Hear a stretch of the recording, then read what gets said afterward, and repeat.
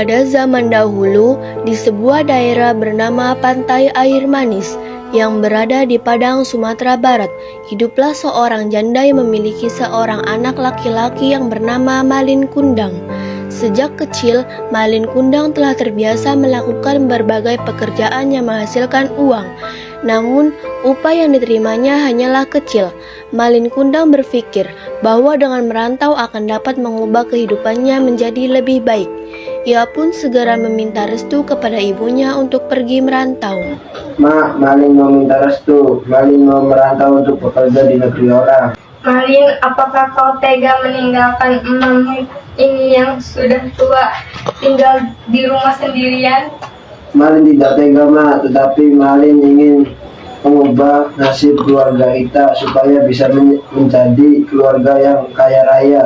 Baiklah Malin, jika memang itu keputusanmu, emak akan memberimu restu.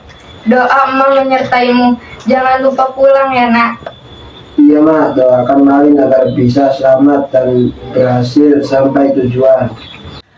Akhirnya Malin pun diberi restu oleh ibunya pergi merantau. Di tempat ia merantau, Malin mengagumi seorang gadis cantik yang bernama Nur.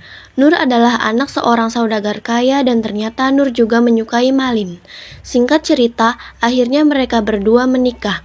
Di suatu ketika, Nur bertanya kepada Malin tentang rencana pulang kampung untuk liburan kali ini. Lalu Malin pun bertanya, kampung siapa yang kita kunjungi? Tuh, kemana kita akan pergi? Yang pasti bukan kampungku lah. Kamu tahu kan? Ya di sini kampungku. Aku lahir di sini, dibesarkan di sini. Kemana kita akan pergi? Aku ingin ke kampungmu. Apa? Buat apa kamu liburan ke kampungku? Apa salahnya? Aku hanya ingin bertemu ibumu. Aku bilang ibuku sudah tiada. Aku ingin melihat rumah masa kecilmu. Nur, liburan ke kampung, liburan tuh keluar kota. Pokoknya aku mau keliling Nusantara. Yang pertama kali kita kunjungi adalah kampung halamanmu. Karena kamu pernah berkata, kampung halamanmu itu sangat indah. Setelah bertengkar cukup lama, akhirnya Malin pun menyetujui permintaan istrinya. Mereka akan berangkat ke kampung halaman menggunakan kapal. Pada saat itu, Ibu Malin sedang memikirkan anaknya yang sudah berjanji untuk pulang ke kampung halaman setelah mendapatkan pekerjaan di negeri orang.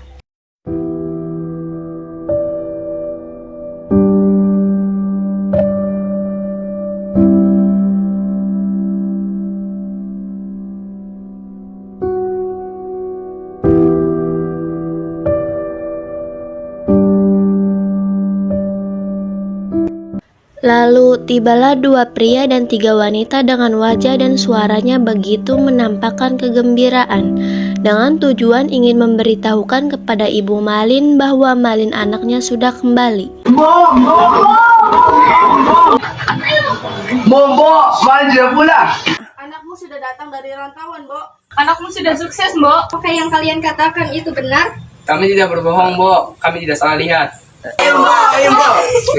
Begitu terkejutnya Ibu Malin ketika melihat sebuah kapal yang sangat besar berada di tepi, yang di dalamnya terdapat Malin Kundang bersama istrinya. Setelah turun dari kapal, Ibu Malin pun langsung menghampirinya. Malin, ini siapa Malin? Aku ini emakmu, emak yang telah melahirkanmu. Benar ini ibumu. Wah, bukannya kemarin kamu bilang ibumu itu sangat kaya, rumahnya sangat megah? Aku bilang berapa kali, ibuku sudah tiada. Ini bukan ibuku sudah tiada. Kata apa, nak? Pun ibuku masih ada, tidak seburuk ini rupanya. Tiap hari aku menunggumu, tapi tiada satupun kapal yang berlabuh. Yang kutunggu sudah pulang, bukannya memeluk, tapi mengolokku. Cepat, pergi dari sini. Angin kelabu, berubahlah jadi gemuruh. Hujan turunlah, ombak bergulunglah. Dasar perempuan tidak tahu diri. Ibu Malin merasa sedih sekaligus marah. Ia pun berdoa kepada Tuhan dan menyumpahi Malin agar dikutuk menjadi batu. Ya Tuhan, apa yang terjadi dengan anakku Malin? Kenapa ia berubah setelah sekian lama? Tuhan, jika memang dia bukan anakku, maka maafkanlah dia. Tapi jika dia anakku, maka hukumlah dia. Ibu, maafkan anakmu yang durhaka ini. Cuaca di tengah laut yang tadinya cerah mendadak berubah menjadi gelap. Entah bagaimana awalnya, tiba-tiba datanglah badai besar menghantam Malin Kundang. Seketika kapal itu hancur berkeping-keping, kemudian terempas ombak hingga ke pantai. Keesokan harinya di kaki bukit terlihat kepingan-kepingan kapal yang telah menjadi batu. Itulah kapal Malin Kundang. Tak jauh dari tempat itu menampakkan sebenggah batu yang menyerupai tubuh manusia. Konon itulah tubuh Malin Kundang, anak durhaka yang terkena kutukan ibunya jadi batu.